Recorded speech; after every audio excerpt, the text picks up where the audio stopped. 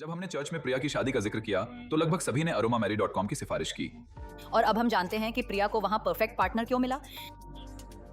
aromamary.com वास्तव में एक आशीर्वाद की तरह लगता है।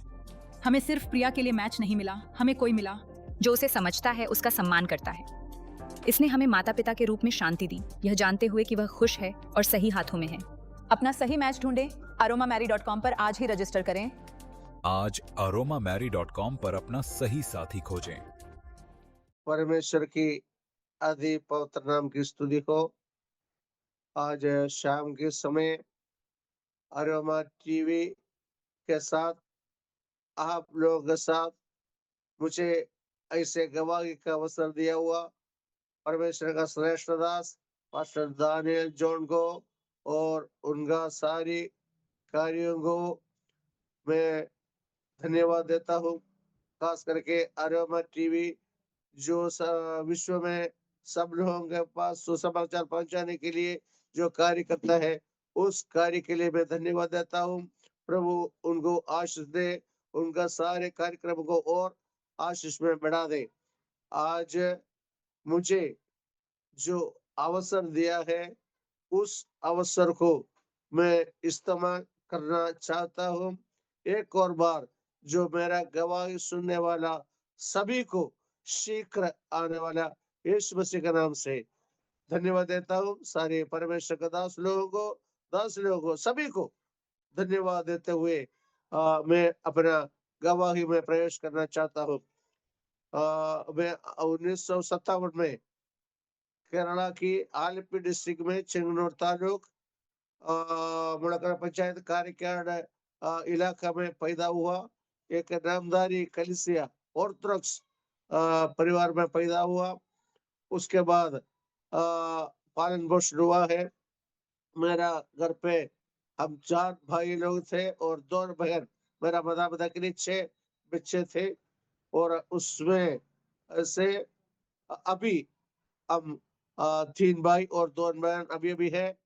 और ऐसे 7-8 साल, मेरा 7वां साल हम ईमानदारी कलीसिया को ऑर्थोडॉक्स को छोड़कर अब पेंतकोस्त विश्वास में आया क्योंकि हमें इस विश्वास में आने के लिए मौका मेरा पिताजी का एक भाई और बहन मेरा जन्म होने से पहले आराधना प्रार्थना में जाता था। उस कारण हम भी परमेश्वर पर विश्वास करते हुए नामधारी कलीसिया को छोड़कर प्रभु में आने के लिए विश्वास में आने के लिए मदद किया। मेरा परिवार का घर पे मेरा पिताजी जो बिजनेस वगैरह करते थे और हमें खेती बाड़ी भी थे और उस समय हमारा ऐसे कोई परेशानी कमी नहीं थी। ऐसे अच्छा रीति से हम पारिवारिक जीवन में बड़ा आगे बढ़ते थे। तो मेरा मैं 6वीं क्लास में पहुंच गया तो मेरा 12वें साल में मेरा पिताजी इस दुनिया को छोड़कर चले गया। उनका उस समय कैंसर का बीमारी हुआ। और हम मैंने बताया ना मैं हम 4 भाई और 2 बहन थे। सबसे बड़ा बहन है, उसके बाद हम 4 भाई, सबसे छोटा बहन है। इस मेरा पिताजी को निधन हुआ, उस समय मेरा सबसे छोटा बहन 1 साल की थी। तो उस ऐसे चलते 1 साल के बाद मेरा 1.5-2 साल छोटा भाई उसका भी निधन हुआ। ऐसे 1 साल में 2 का निधन हुआ। फिर हम आगे बढ़ते थे। हमारे परिवार में गाय भैंस वगैरह थे, काफी अच्छा खासा था। तो उसमें से भी कुछ गाय भैंस का भी नुकसान हुआ। ऐसे बहुत कठिनाई के साथ हमारा जीवन को बिताना पड़ा। और मेरा माता ने हम लोगों का पालन पोषण किया। हम प्रार्थना में आराधना में जाते थे, वो हमें ले जाते थे। ऐसे हम बचपन से परमेश्वर का वचन को सीखा और समझा और परमेश्वर के पीछे चलने के लिए अवसर मिला। और मैंने स्कूल की पढ़ाई खत्म हो गया तो उसी टाइम टाइप शॉर्टहैंड वगैरह सीखा, कुछ इंग्लिश का क्लास सीखा। उसके बाद मैंने दिल्ली में रवाना हुआ। अभी दिल्ली में मेरा 48 साल हो चुका है। दिल्ली में आने के बाद मैं साउथ दिल्ली में रहा और आईपीसी ग्रीनबर्ग में आराधना में गया। उसके बाद आईपीसी गोदनगर इलाका में आराधना में गया। वहां पर आराधना वगैरह में शामिल होते समय 1989 में मेरा शादी हुआ और 1990 में एक लड़की पैदा हुआ है और लड़की के मतलब उस पैदा पैदा होने में उस वो केरला में गए थे मेरा मिसेस, तब मैं दिल्ली में था, मुझे मेनिंजाइटिस का बीमारी हुआ, काफी परेशान हुआ। मेरा अनकॉन्शियस में 2-3 महीने हॉस्पिटल में रहा, एनडीएमसी हॉस्पिटल सदैव मोती बाग में, वहां रहा।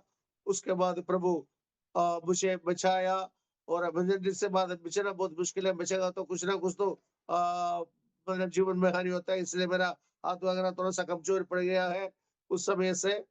तो पर भी प्रभु ने मुझे बचाया। उसके बाद 90 में एक लड़के पैदा हुआ, 92 में एक लड़का पैदा हुआ। ऐसे सेवगाई में हाथ बढ़ाता था, मैं नौकरी करता था। इसके बीच में 1984 में मुझे एक अच्छा नौकरी मिला ओखला इंडस्ट्रियल फेस 1 में।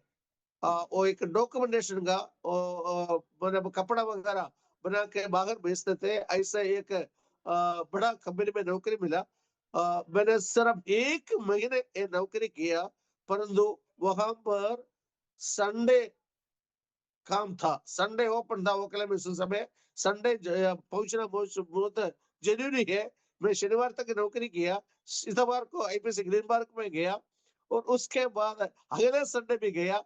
तीसरे संडे मुझे बुलाया और मुझे इस मैं गया नहीं और वहां पर सोमवार छुट्टी है, मंगलवार को तीसरी बार मंगलवार को मैं ड्यूटी में गया। तो मैं ड्यूटी करते समय मुझे ऑफिस में बुलाया, मुझे बोला टेक्नीशियन संडे में आना है। मैंने बोला संडे मुझे चर्च जाना है, मैं एक ईसाई हूँ, मुझे चर्च जाना जरूरी है, प्रार्थना में जाना है। तो कहता मुश्किल है, मैंने हिसाब लेकर के वापस आया। उसके बाद मैंने 2-3 महीने नौकरी बिना नौकरी से घर बैठा। उसके बाद मुझे अच्छा नौकरी प्रभु ने दिया और 1997 में मुझे लिवर एब्सेस का एक बीमारी हुआ, बहुत बहुत दिक्कत हुआ। उसी टाइम में भी 3-4 महीने पलंग में पड़ा हुआ था, उसी में से भी प्रभु ने मुझे बचाया और 2000 में मैंने नौकरी छोड़कर मेरा खुदावंद सेवा करने के लिए पूर्ण समय मैंने प्रभु के लिए निकालने के लिए मैंने नौकरी छोड़ा। जब नौकरी था तब भी मैं नौकरी करने के बाद अच्छा नौकरी प्रभु ने दिया। जब समय मिलेगा प्रभु का सेवा के लिए, प्रभु के दासों के साथ, मेरा पत्नी के साथ पर्चे बांटने के लिए और लोगों को सुसमाचार सुनाने के लिए मैं जाता था, क्योंकि मुझे एक बहुत बहुत अच्छा लगता है प्रभु का सुसमाचार सुनाना, प्रभु का सेवा करना, क्योंकि मुझे मालूम है उससे बढ़कर कोई चीज दुनिया में है नहीं। इस कारण मैं जो कुछ भी परेशानी होता था मैं जाता था, जो कुछ भी मेरे से कर सका मैंने कर लिया। और 2000 में नौकरी छोड़कर मैं 3 साल बाइबल कॉलेज में पढ़ा। उसके बाद मैं सेवकाई के लिए निकला 2010 में 14.5 का एक किडनी स्टोन और किडनी में से निकलकर यूरिन का जो ट्यूब में फंस गया। उस फंसने के कारण मेरा जीवन में बहुत कुछ परेशानी हुआ और दिल्ली में जो दिल्ली के पास नोएडा में कैलाश हॉस्पिटल में कम से कम 3-4 महीने मैं वहां पर रहा। बहुत ही ज्यादा परेशानी हुआ, बहुत ज्यादा परेशानी हुआ और निकल नहीं रहे, ट्यूब में से फंसा हुआ था। इस कारण मैंने बहुत संघर्ष किया। सारे लोग समझा इस दुनिया से छोड़कर जा रहा हूँ, मृत्यु इनका होना जरूरी है। उसके उसमें से भी मेरा खुदा ने मुझे बचाया। आज भी मैं जिंदा हूँ, क्योंकि मुझे प्रभु का सेवा करने के लिए प्रभु ने मुझे अवसर दिया। और मेरा एक लड़का है, लड़की है और लड़की दिल्ली में एम्स में नौकरी करता हूँ। दामाद इंडिगो में है और लड़का और उनकी वाइफ वो ऑस्ट्रेलिया में है। और प्रभु यहाँ तक हमें आशीष किया और मैं और मेरा मिसेस यहाँ पर है। मैं आप लोगों के एक कहना चाहता हूँ, परेशानी, बीमारी, तकलीफ, दुख, नाना प्रकार उपद्रव, निंदा, सब कुछ हमारे जीवन में आएगा, परंतु विश्वास योग्य परमेश्वर के सामने विश्वस्तता के साथ प्रभु का सेवा करेगा तो प्रभु गिन गिन कर हमें आशीष देगा, हमारा पीढ़ियों को भी आशीष देगा। परंतु हम धोखाबाजी करेगा, हम बोलता कुछ है करता कुछ है, ऐसे हम करेगा तो जिंदगी में हमें आशीष नहीं मिलेगा। जो कुछ भी है वो थोड़ी समय है क्या है, परंतु परमेश्वर में पीढ़ी पीढ़ी तक आशीष देना है, 1000 पीढ़ियों को आशीष देना है, हमें संभालना है, हमें बचकर हमें रखना है। तो हमें परमेश्वर के वचन का पालन करना बहुत जरूरी है। ये नहीं है कलीसिया में जाएगा तो चंगाई मिलेगा और कुछ मिलेगा, मकान मिलेगा, ये चीज नहीं है। हम परमेश्वर से प्रार्थना करेगा, परमेश्वर हर चंगाई नहीं, नौकरी नहीं, मकान नहीं, हमें सब कुछ देगा और सबसे बढ़कर हमें आनंद जीवन भी देगा। इस विश्वास के साथ हमें आराधना में, हमें प्रार्थना में जाना है और हमने जो प्राप्त किया उस आनंद जीवन, उस अनुग्रह, उस आशीष हमें दूसरों को भी देना है। और दूसरों को भी देना है तो हमें सुसमाचार सुनाने में हमें एक प्यासा होना है, आत्मा को जीतने का एक प्यासा होना है। उसी रीति से हम काम करेगा तो जरूर प्रभु हमें आशीष देगा, हमें अनुग्रह देगा। मेरे जीवन में मैंने बहुत संघर्ष किया, बहुत संघर्ष किया, परंतु पूर्ण रीति से सेवाई करने के लिए निकला और प्रभु के साथ चलने लगा। तब प्रभु ने मुझे हाथ पकड़ा कर मुझे चलाने शुरू किया। मैंने हालेलुया नॉर्थ इंडिया में हालेलुया करके मैंने हिंदी बाइबल खुद पढ़ा और लोगों के साथ हिंदी में सेवाई किया। अभी कद्दू संगम 35-40 साल से हिंदी की सेवाई है, हिंदी लोगों के बीच में जाता है, नॉर्थ इंडिया के लोगों के बीच में जाता है, जा करके प्रभु का वचन सुनाता है। अभी थोड़ा सा तकलीफ है, इस कारण अभी थोड़ा सा टाइट पड़ा है, परंतु हम जब भी समय मिलेगा, हमारा दिल की इच्छा है एक व्यक्ति के से सुसमाचार सुनाए, एक व्यक्ति के लिए प्रार्थना करे, ताकि और लोग भी हमारा जीवित परमेश्वर के बारे में समझे। जैसे हमारा परमेश्वर के लिए जैसे और कोई ईश्वर नहीं है, जो प्रार्थना सुनता है, हालेलुया उत्तर देता है, हमारा अवस्था को जानता है, हमारा मन के विचार को जानता है, हमारे जो सोच को समझते हैं, हमारा सब कुछ है, उसको मान पड़ता है। इसलिए अगर हम सच्चा मन से, सच्चा दिल से, विश्वास के साथ प्रभु यीशु मसीह का सेवा करेगा तो जरूर परमेश्वर कभी भी हमें नहीं छोड़ेगा। यीशु मसीह ने हमें क्या कहा? मैं तुम्हें नहीं छोड़ूंगा, नहीं त्यागूंगा, कभी भी नहीं छोड़ूंगा, कभी भी नहीं त्यागूंगा। परमेश्वर हमारे साथ हमेशा रहेगा। परमेश्वर के अगर विश्वास के साथ है, परमेश्वर के साथ चलेगा, जैसे अब्राहम का परमेश्वर धर्मी गिरा, वैसे हमें भी प्रभु अपना विश्वास योग्य परमेश्वर हमें धर्मियों के साथ हमें भी गिना देगा, क्योंकि यहोवा बना है, उसकी करुणा सदा की है। जो उस पर दृष्टि किया वो काला कभी नहीं होगा, परंतु दृष्टि करके इस चापलूसी के साथ धोखाबाजी करेगा तो परमेश्वर कभी नहीं हमारे साथ रहेगा। और लज्जित कौन होता है? विश्वासी का भी लोग लज्जित होता है, परंतु हम लोग कभी लज्जित नहीं हुआ। कौन? जो परमेश्वर के पीछे, सच्चा परमेश्वर के पीछे वचन के अनुसार आज्ञा को मानकर पीढ़ी पीढ़ी तक आशीष करने वाला परमेश्वर की, हमारा पूर्वजों को आशीष किया हुआ उस परमेश्वर की वचन को याद कर उस वादा का देश को यत्न करते हुए अब आगे बढ़ेगा, अब चलेगा, तो जरूर परमेश्वर हमें लज्जित होने नहीं देगा, हमारा जरूरतों को पूरा करेगा। इसलिए हम इस परमेश्वर के पीछे चलने के लिए कोशिश करें। परमेश्वर हम सबको आशीष करे। मेरा इस गवाही आप लोगों का आशीष के लिए कारण बने।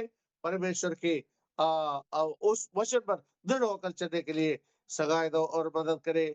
और 1 मिनट में आप लोगों के लिए दुआ करना चाहता हूँ। आइए हम दुआ में जाए। एक और बार मेरा जो ये गवाही सुनने वाला सबको हाल में धन्यवाद देता हूँ। आइए सिर झुकाइए, हम प्रार्थना में जाए। प्रेमी प्रभु, दयालु अनुग्रहकारी स्वर्गीय पिता परमेश्वर, इस सुंदर समय के लिए हम धन्यवाद और स्तुति करते हैं प्रभु जी। प्यारे पिता, मैंने मेरे जीवन में दिया हुआ इस गवाही को संक्षिप्त रूप में सुनाने में मदद की, इसलिए धन्यवाद। जो भी सुना प्रभु, उन लोगों के जीवन में परमेश्वर का वचन आज कार्य करने के लिए सामर्थ्यकारी वचन, शंका करने वाला वचन, अनुग्रह देने वाला वचन, आशीष देने वाला वचन, संभालने वाला वचन, प्रभु कार्य करना, पवित्र आत्मा से भरना। प्यारे पिता, हालेलुया। हमारा प्रभु, हालेलुया। ओ हम तेरे पीछे चलने की वजह से हमें प्रभु तूने यहाँ तक शांति, आशीष और अनुग्रह लेकर हमें यहाँ पर लेकर आया। एक एबनेसर के जैसे हमारे साथ रहा, इसलिए हम धन्यवाद करते हैं प्रभु जी। आने वाले दिनों में भी जो सुसमाचार की विरुद्ध हालेलुया समस्या होते समय में भी हमें अपना पंखों के तले छिपाना खुदावंद है। हर समस्या के बीच में हमें परमेश्वर के पीछे चलने में, परमेश्वर की सेवा करने में हिम्मत देना प्रभु, हमारा सहायता करना खुदावंद। परमेश्वर के आवाज को सुनकर परमेश्वर के पीछे चलने के लिए मदद करना हमारा परमेश्वर। हमारा विश्वास को बढ़ाइए, हमारा जरूरत के सामने, हमारा परेशानी के सामने, हमारा मुसीबत के सामने परमेश्वर का महिमा को देखने के लिए, परमेश्वर का शक्ति को देखने के लिए हमें कृपा दीजिए खुदावंद। हम सबको प्रभु अपना आशीर्वाद से भर दे। एक और बार अरोमा टीवी को तेरे हाथों में सौंप देते हैं। परमेश्वर का दास पास्टर दानियल जोड़ को तेरे हाथों में सौंप देते हैं। हर सेवकाई को तेरे हाथों में सौंप देते हैं। हम सबको तेरे हाथों में समर्पण करते हुए एक समर्पण के जीवन बिताने में मदद करना, अंत तक विश्वास योग्य रहकर उस आनंद जीवन में प्रवेश करने के लिए कृपा दीजिए। तेरे हाथों में सौंप देते हैं। प्रार्थना सुना, धन्यवाद। यीशु मसीह के पवित्र नाम से मांगते हैं, सुनो और कबूल कर स्वर्गीय पिता, आमीन। सबको एक और बार जय मसीह की। प्रभु हम सबको आशीष दे।